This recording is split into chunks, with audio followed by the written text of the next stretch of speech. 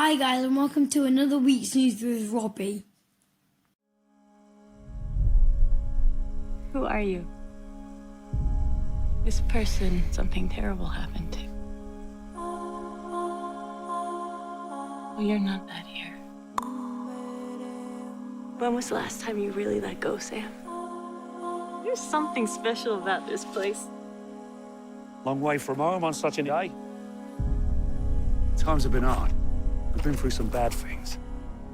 But helping people is what this place is all about. Thank you, but I can't stay. But you need to come with us before that causeway closes, and you have to stay here in paradise forever. Well, you can't leave. Excuse me? Something appalling happened here. And it's raging inside.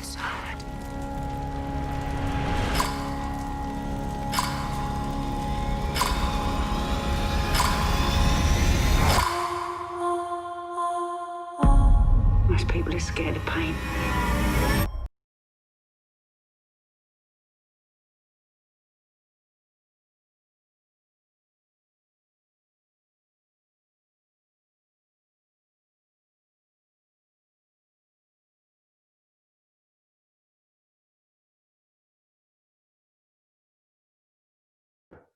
We have Kit de Waal, author of award-winning books like My Name is Leon and The Trick to Time, with us today. Welcome, Kit. Hello, thank you very much for having me. It's great to be here. Okay. As you can see, I've got a bit of a swollen lip right here because all of the excitement, I had a little fall. Oh dear. Basically, I broke my fall, but it's like my neck wasn't working and my head still went down. Oh dear. Gosh, that doesn't sound good. But at least I'm fine. That's very good news. Okay. How did you come by your name, Kit? Right, so when I was little, my real name is Mandy. Okay. And when I was little, my father, who's from St. Kitts, in fact, I used to get called Kits when I was at school, not Kit. So it just got shortened to Kit when I became a writer, but just for a short time, it wasn't very long at all when I was little, people called me Kit. And then when I became a writer, I decided to use that name instead of Mandy because I don't really like Mandy as a name. Okay. Well, just so you know, Mandy is also a beautiful name. Thank you.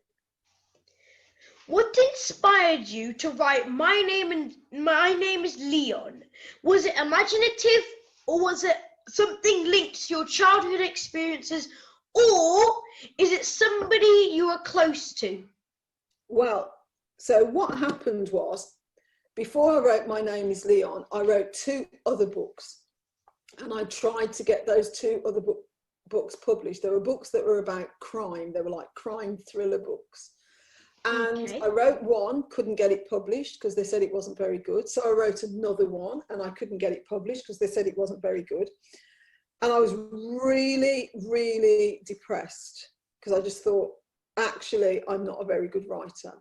So because I thought I wouldn't get a lot of people to read my books, I decided to write something that I was really passionate about. And I'm really passionate about children in the care system because I used to work with social services. And also I've got 2 children who were in the care system. I've got 2 adopted children and I know a lot about children who are in the care system and how they are treated.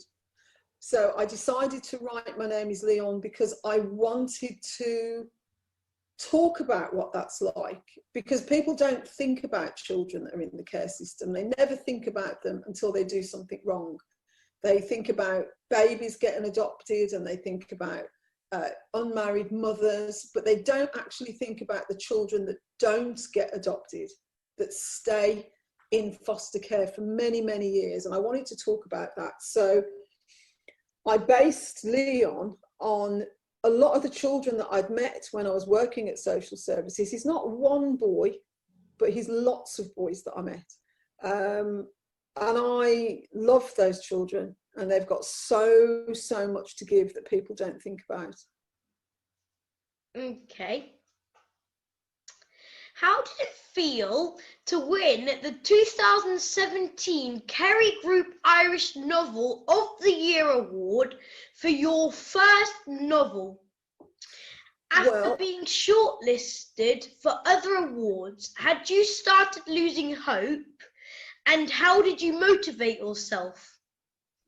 Well, I never thought I'd win any awards, and I never thought I'd get shortlisted, and I never thought I'd get longlisted. When I wrote My Name is Leon, I thought not many people would read it because I hadn't got the other two published. So I didn't think this was going to be a hit. So when I got shortlisted for the Kerry Group Irish Novel of the Year award, I was, the other people that were shortlisted were really famous writers. Really famous writers, and so I sat there waiting for the announcement, and I was really positive that I knew who was going to win, and it wasn't me. So I wasn't even nervous because I thought I haven't won, and I was fine with that. And then when I won, I was a little bit in shock. I hadn't prepared a speech because I didn't think I'd win. I didn't know where to stand. I didn't know how to accept the award properly. It was fantastic, but I was also really unprepared for it. Okay, well, at least you got chosen and actually got your book published. It was lovely. When did you first realise you wanted to be a writer? I was about 45 or 46, and I had written one book. I think I wrote one book, and I thought, oh my goodness, I really like this. Before that, I think I was playing at it. I didn't take it seriously at all. I just thought, oh, it's a nice thing to do, but didn't take it seriously. And then as soon as I wrote my first novel, it really got under my skin, and I really thought, this is what I want to do with the rest of my life. Okay. Well, I'm a bit of an amateur writer myself because I have these poems I wrote. Would you like to hear a few? Yes, please. Okay. The first one is titled, I Am a Star. I am a star. I am a star, and when my teacher calls me a star, I light up and fly to the moon. I am a star, and I light up the path and make everyone laugh. I am a star, and I fly like I could never die out. And then my second one is in the sea. In the sea, eels go their way and fishes run away. In the sea, water runs everywhere, other than space sea. In the sea, fish prey as the birds catch and the eels find another way. Oh, wow. Obviously, you've got some serious talent there. That's fantastic. Did you write that for school, or did you just make it up at home? Well, it all started off with me writing a fake newspaper and bringing it back home. My parents were like, you know what, this could be something. So then I started writing my own book called Henry the Stickman, and I finished it right now. And I worked on the poem and also 2 other books, but one I haven't really got to. Well done. Very good. Thank you. What do you like to do when you're not writing? I love gardening. I've got a very, very small garden, but I've got lots of plants in my house, and I take care of my plants. I watch TV, and I like rubbish TV. I don't like the highbrow TV. I like something that's really simple on the brain. I've got 2 children that I spend a lot of time with because I love them and because they make me laugh.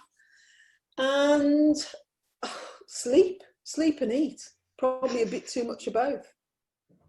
You're kind of a bit like me. It's just that every now and then when I'm really bored, I'll be like, I'm hungry. Yes. I know that one. What does your family think of your writing? Well, I've got 4 brothers and sisters and they think it's great. So they read all my books, and I've got lots of nephews and nieces, and my last collection of short stories I dedicated to my nephews and nieces. My children have read the book. Well, they listen to the audiobook. Neither of them like reading, and they listen to the audiobook and they really liked it.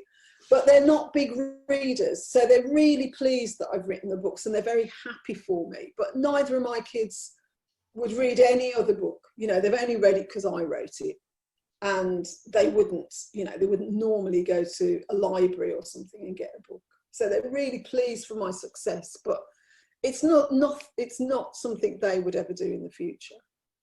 Okay. What was one of the most surprising things you learned in creating books?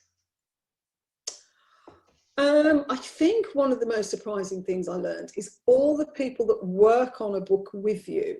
So before I started to write, I thought you wrote the book, you gave it to Waterstones, and they put it in the shop. And what I discovered was that you write the book, you have an agent, your agent reads the book and gives you suggestions. Then the book goes to a publishing house like Penguin, and you get an editor there, and the editor works on the book. Then there's a copywriter. Sometimes there's 2 or 3 copywriters, and they go through your book and make sure it's spelt properly, that all the facts are correct in it. Then it goes to the art department, and the art department read the book and come up with a pattern, a cover for it. Then the book goes to the marketing people who decide how it's going to be sold and who they're going to sell it to. And then it goes into a bookshop. And when it gets into the bookshop, there are people that will sell it. So all the time that you spend writing the book means that there's probably another 10 or 20 people involved in actually getting that book into a reader's hands. And that really surprised me. I didn't know all of that went on. So it was a real eye-opener into the industry. Okay. How many books have you written, and which was your favourite?